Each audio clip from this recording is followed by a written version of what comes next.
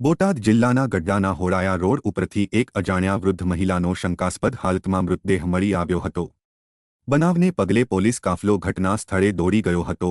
ગઢડાના હોળાયા road ઉપર આવેલી canal પાસે વૃદ્ધ મહિલાનો મૃતદેહ મળ્યો હતો। પોલીસ સ્થળ ઉપર પહોંચીને તપાસ આદરી તો સાથે 108ની ટીમ પણ સ્થળ ઉપર પહોંચી હતી।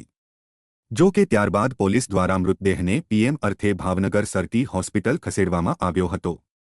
જો કે આ મહિલાના મોતનું કારણ પીએમ રિપોર્ટ આવ્યા બાદ સામે આવી શકે છે।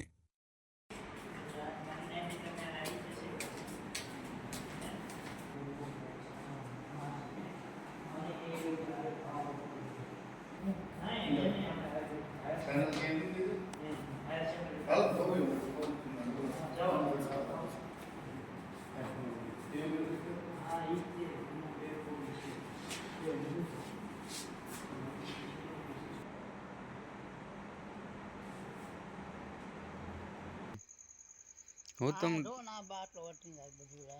લટકતું રહી ગયું છે એનું ઓલું નિશાને